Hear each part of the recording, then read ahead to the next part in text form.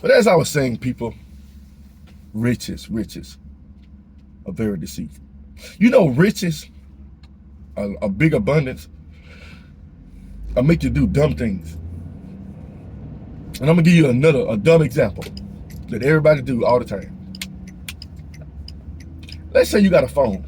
Ain't nothing wrong with it. Ain't even cracked the screen yet. You got the iPhone 27. And they lure you in, hey, the iPhone 28 is out. Instead of 3 cameras, we got 3.5. Now you're like, well, I want that. When there's nothing really wrong with your phone. And you know how much stuff you can do on your phone that most people don't even utilize it for? It's like a computer in your pocket. And people are steady upgrading to a new phone. New everything, new car. Because they always feel that it can get better. One thing about it, the world is constantly creating new things. New PlayStation. And they set it up that way. Let's take the PlayStation. They'll make you get the PlayStation because they'll stop making games for the PlayStation 4. But there's nothing really wrong with the PlayStation 4. And we all fall victim to this. They lure us in. So all this stuff they show out here is like, well, I need more money in order to get more of these things. Now let's think about the Bible talking about love not the things of this world. A good way to not love the things in this world is to learn to be content. It's learn to be content. And I'm still learning. I'm sure you're still learning. And sometimes we won't be content. We want more and more and more and more and more and more and more. Now think about it. When you start setting your mind on riches, think about this when you start setting your mind on riches. Can I go into the store, Rick? And can you receive it? Are you ready?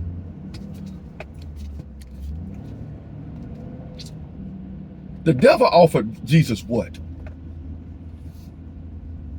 Abundance. What did Jesus do? Refuse.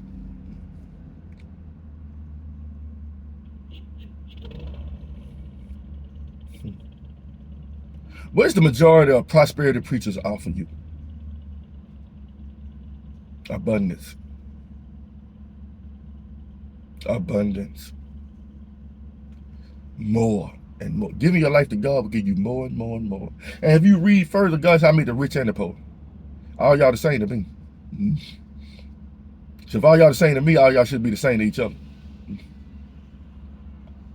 You shouldn't look at somebody because they got more money. And I watch people with more money because we look at them. We look at them, we're like, look, they got it made. What's the old saying? The more money you get, the more money you make, the more problems you get. And that is so true. Because we look at rich people like, look at them. All right. Let's say you get that multi-million-dollar house. You paid for it cash. It's got 20,000 square feet in it.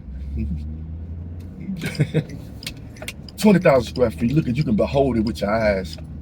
And the thing is, you can't even enjoy all of it. It's too big. Just to even enjoy all of it, you have to come home every day and walk around a 20,000 square foot house just to look at it. All you gonna do is walk through and sit in every room. Right now, I got a 4-bedroom house. God blessed me with it. He looked out for me. Room is for storage. One room is a bedroom where I sleep. One room is a studio. I spend a little time in there. One room just sitting there with a bed in it. Got a living room. I spend more time in there. I spend more time in the kitchen because I cook in there and drink, get food out the refrigerator. You know, we've been thinking this whole time in our lives that more means better. But more means more products, more upkeep. Like there's a lot of women and people in this world that want a bigger house, but you got to understand, the bigger the house, the more you got to take care of. Are you considering all this in your mind? The upkeep. all those things. But the thing is, if you trust in God, you're not really worried about none of that. You're not really worried about the bigger, the better. Because the Bible doesn't tell us that bigger is better. More is better. We look at people like Solomon. Look at Solomon. Richest man ever did. But you got to think about what Solomon was tasked with. Now, the thing is, God will give certain people riches. But you can understand what they're tasked. He was tasked with building the temple of the Most High God. And also building his house. But you know, when Solomon died, he took none of that with him. And towards the end of his life, he turned away from God. Now, from a person that lives in this world, I can look at Solomon's story and see the deceitfulness of riches in the details. Now, they say he had 1,000 wives and concubines. Now, think about that.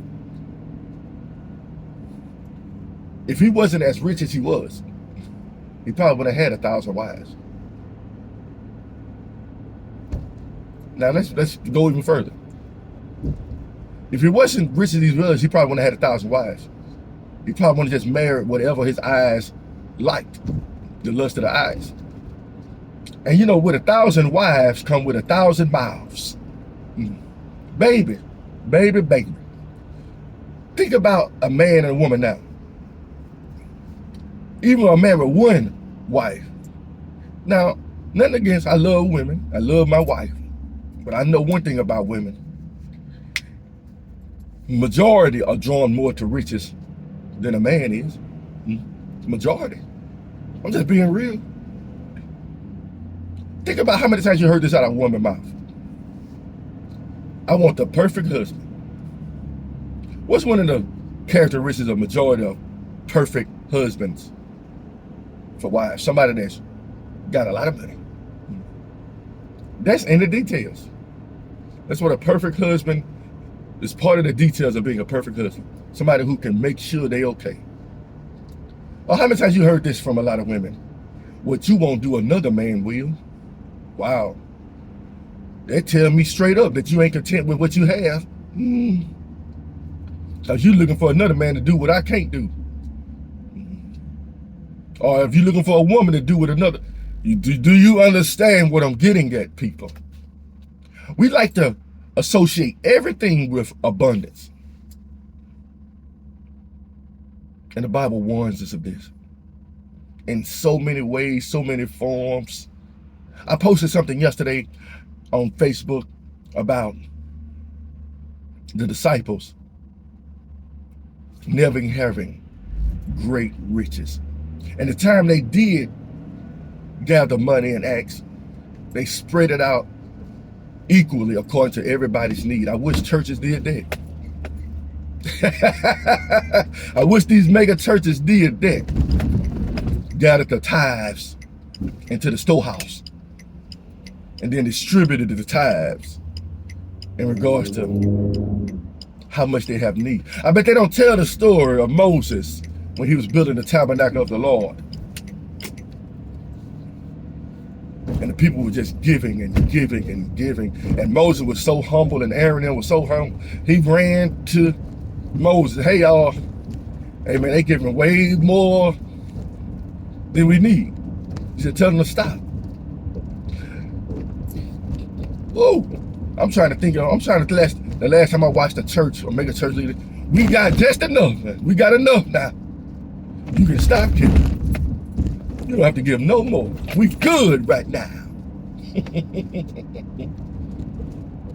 Tell the people, no, don't keep taking from folks. Say because they giving. Usury starts. Like I know people who run to people every time they get their check. Money. And then they'll use them. They'll use people who give all the time. I think the Bible says, let your yes be yes and your no be no for a reason. One thing people don't realize is God says yes or no all the time. How many times you, me, or anybody else have prayed, Lord, just let me hit the lottery today? And the Lord said no. Because when them numbers are drawn, you have received nothing. You didn't win none of one of your numbers. You got one half a number. If the abundance of riches teaching were true, there would be no poor folks in the world, because a lot of people believe in, everybody supposedly believes in God, but everybody's not financially rich.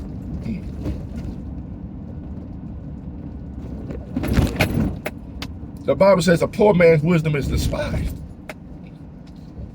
Why do you think the majority of people despise Jesus' wisdom? He didn't look the part. He didn't look all fancy glorious. You know, I was just watching a show, a sermon this morning about your thoughts and process of your mind, and I just pay attention. I look at the congregation. Suits, ties, fancy dresses. Suits, ties, fancy dresses. Suits, ties, fancy dresses. And I'm sure the majority of people that get the suits, ties, and fancy dresses get another suit and tie every week to make themselves look different. And then I think about the Old Testament, how when Jesus took care of the children of Israel, when they didn't change garments for 40 years. For 40 years, they didn't change garments. He made sure those clothes stayed in good shape. My closet is full of clothes that I don't wear. Think about it now. Do you have a closet full of clothes you don't wear? I do. Majority of the time I'm wearing this same outfit every day. Work clothes. And I have my night clothes that I have when I come home and I change clothes and take a bath. I change underwear. That's the most thing I change the most. But I normally put on that same t-shirt and the same short pants every day. And it don't change who I am. It don't change nothing about me. I'm still the same person wearing the exact same thing every day.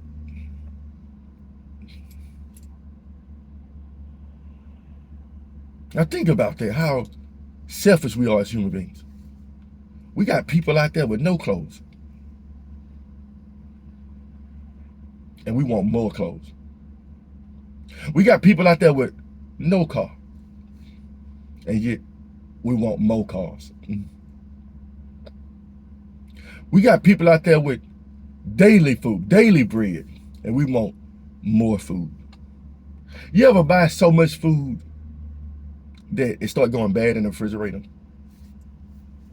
I have. I do it all the time. And I'm trying to break out of it. Like we try to stock up. Try to stock up. Not for others. For ourselves. You get it? The deceitfulness of riches. Do you use every pot and pan in your house? Do you use every crock pot? Some of y'all got like 6 coffee pots. A new Keurig came out. Let's get a new Keurig. You feel good about yourself, don't you? It's about a new Keurig. Now, if something break, yeah, it's time to get a new one. And God will provide. Or you get a new one, and instead of giving the old away, you gotta want to have a yard sale. You gotta get your money out of it. You gotta have a yard sale now. God changed my heart in regards to yard sales and stuff like that years ago. Give it away. You ain't finna use it no more. You got some people with so much stuff that, and then they don't want to sell it. Hoarders. You got to think about it. There are more rich people in the world than you think. And that's not a good thing. That's not a good thing, people. Not good at all. I remember a lot of times when David used to come back from a war, and I remember he had went to war one time, and he told some people to stay back. I think is that a David or Gideon, one of them. They left some people back. And when they came back, I watched this greed. They came back.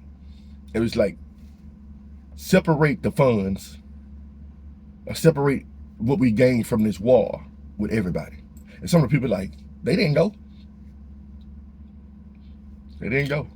Why should they get what we work hard for? How many times you hear that all the time? I work hard for what I got. Yeah, we see. I remember years ago, I was going to a church, and I'm probably going to end with this story. I was going to a church, and I was going through hard times, couldn't find work. This is when I first found God. I couldn't find work, and I had to trust in God more than I ever had in my life because the funds weren't coming right. And the thing is, I lost a lot during this time period. I really did. But I remember there was a man there I took a liking to, an older man. He was probably in his 70s. And he took a liking to me, I guess. And I had just started attending this church. And he was like, come to my house this weekend. I mean, after church, you and your family or whatever. So I went there. And he was showing me all his land, his barns. And keep in mind, now I'm struggling his business. And I was like, hey, I was like, man, but I've been talking about it. He knew the story that I've been having finding work. And I was like, man, I really need a job. Could you help me? You just said you got your own business. You just showed me your lands. But yet, you didn't offer me one job. Wow. This coming out the church. So I'm like, what in the world is going on here? This don't make absolutely no sense. And that's how a lot of folks are. Look at what I got. I worked hard to get what I got. And I'm not going to hire you. I'm not going to assist you at all. And I got all this. What's the use? To look at it with your eyes?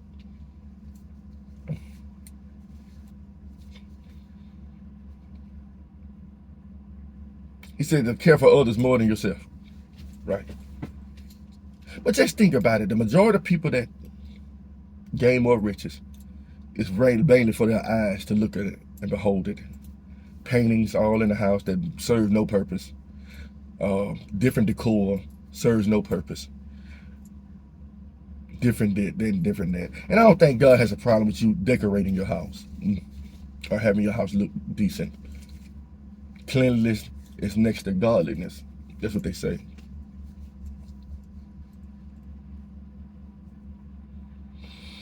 Now you got something, not all rich people are stingy, but it's just borderline. And a lot of times when people, me included, you get money, you like, I got money. You know, you want to throw it up and boast about it. That's not good. That's not godly. Not for me when I do it, or anybody else. Lord, forgive me. It's not about riches. It's about God providing you with your daily bread and continue trusting Him. You know why He don't give a lot of us riches? Because if He knows if we get more, we're going to trust Him less. Then we start doing stupid things like making groves for every one of our wives in regards to other gods. We're going to start doing stupid things.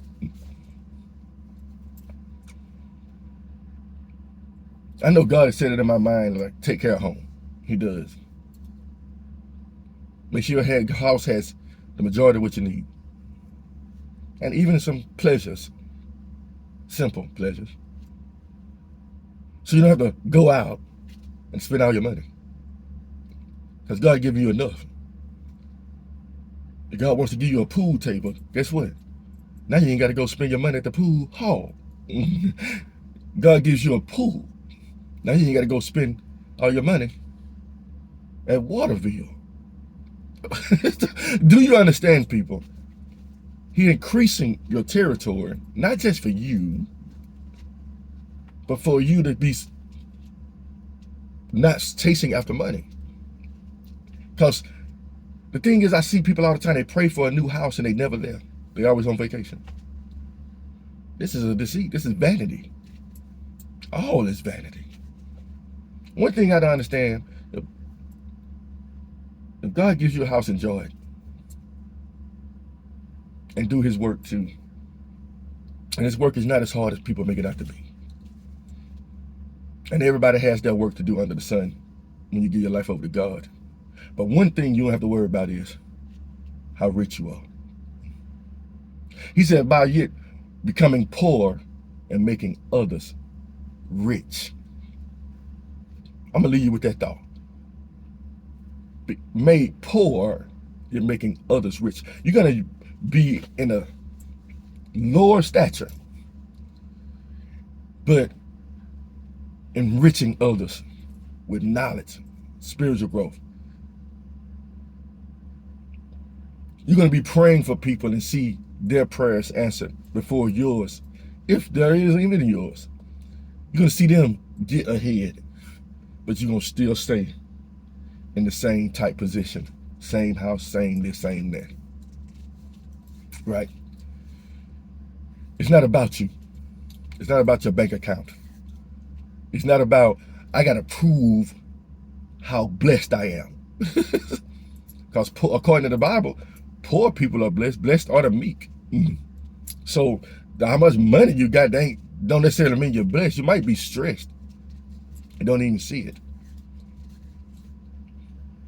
If you haven't given your life over to Christ, I advise you to do so. And I advise you to stop chasing after money and riches. Be content. Everything going to fall in place. Give us day by day our daily bread. Have a blessed one.